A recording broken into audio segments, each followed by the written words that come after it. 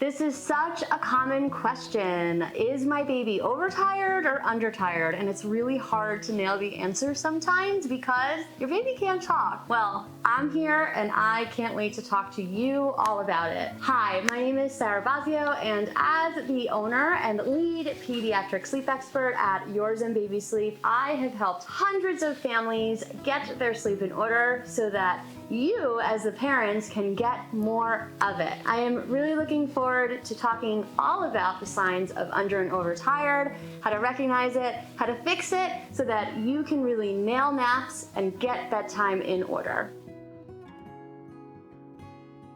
Let's talk first about signs of an overtired baby. So your baby is going to be overtired when they are beyond the point of being able to fall asleep easily. So overtired babies are going to be fighting sleep. And the reason for this is because you've missed their optimal time for sleep. Their body was telling them to go to sleep. They probably had a really nice production of melatonin, which is their sleepy hormone.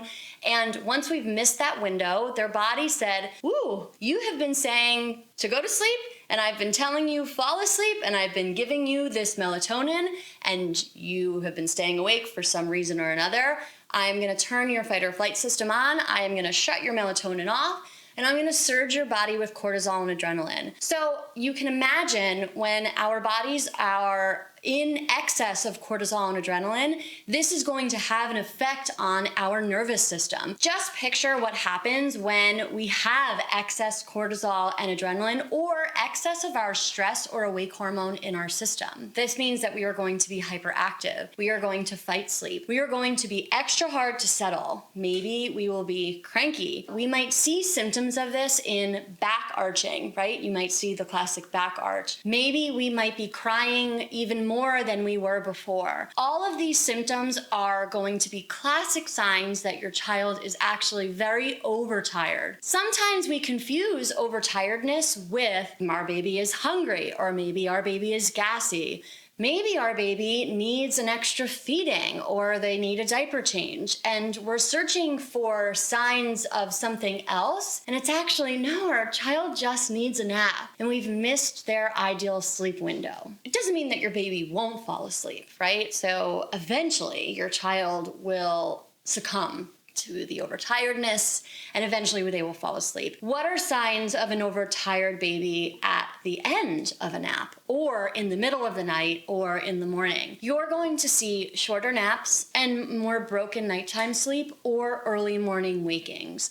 So when we see lower quality sleep, this is a classic sign that your child went to sleep in an overtired state. Again, because they went to sleep with an excess of cortisol and adrenaline, instead of a really well-balanced hormone and an excess of melatonin and adenosine, which is our sleep hormone. On the other end of the spectrum is undertired. What are the signs and symptoms of an undertired baby? Unfortunately, some of them are very similar to an overtired baby. And this is something I tell my families all of the time. So much of sleep is the exact opposite of each other, but actually the same, and it's maddening. It's so frustrating because it really takes an expert eye sometimes to be able to sort through the weeds and say, well, a short nap could mean overtired or it could mean undertired, so which one is it, right? A short nap could mean that your baby is undertired at the start of the nap. A short nap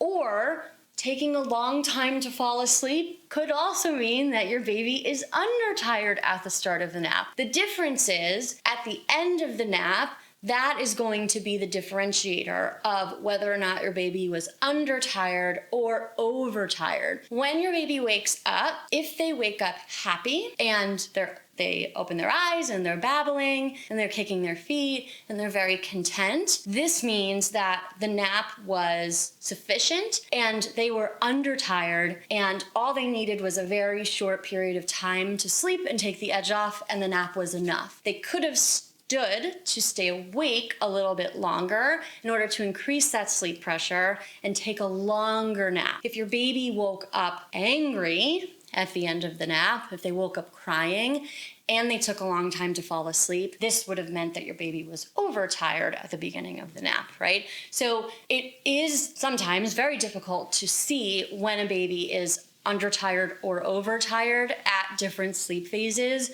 But if we really start to pay attention to their demeanor and their cues, we can start to differentiate which one is the case for our children. Another indicator of an undertired baby, especially for children who are sleep trained. So if you have a child who has independent sleep skills already, and you are able to put your child in their crib completely awake and they put themselves to sleep from an awake state, if you start to notice that you put your child in their crib and they are taking more than 15 minutes to fall asleep and they're happily playing. So they're babbling, they're rolling, they're playing with their feet, they're doing funny, downward dog yoga poses. This is a sign that your baby is undertired at the start of the nap, and it may be time to look at a schedule adjustment. Like we talked about for overtired, sometimes when it takes a long time for your child to sleep, this could be a sign of overtired, but typically this time in the crib is going to look much different. Your child is not going to be happily playing,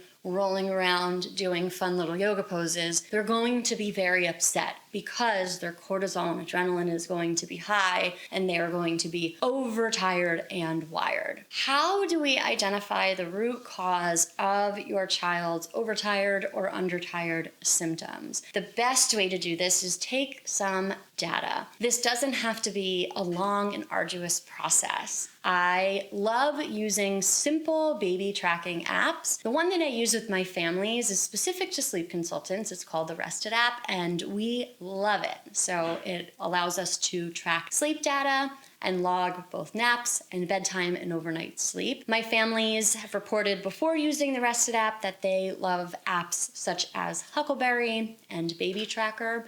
So even something as simple as a Google spreadsheet or a pen and paper. What I want you to do is spend a week tracking naps and tracking bedtimes and demeanor.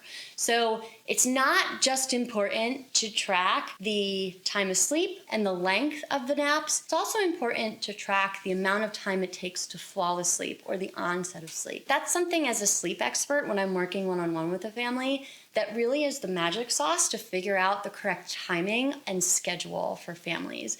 Because sleep onset is really an indicator of what is an appropriate schedule for a child to prevent things like being undertired and overtired. The appropriate amount of onset of sleep or time to fall asleep for most babies is about 5 to 15 minutes. And as always, if you've been following me for a while, or if you're brand new to my channel, you are going to know that I always recommend following biological sleep times after the age of 4 months. If you don't know what that means, please take a search on my page to find biological sleep schedules by age. I have plenty of videos on it and they're well worth looking into. Do not follow wait times. It is going to be life-changing for you. My favorite part about my work is interacting with families and really making a positive change in their life. So if you found this video helpful, please let me know by giving it a like and subscribing to the channel, because that means that you're going to be the first to know about the latest content that I publish. If you have questions, I am always answering them. Myself, not a robot. Please leave a comment and I will respond and answer them. You can also give me suggestions on topics that you would like me to make content about. I am always looking for content suggestions. You can be sure to leave them down below.